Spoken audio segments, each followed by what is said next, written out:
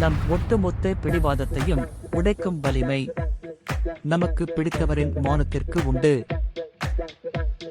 அடிக்கடி பொய்யாக கண்ணீர் விட்டால் உன் நியாயமான கண்ணீருக்கு மதிப்பு இருக்காது.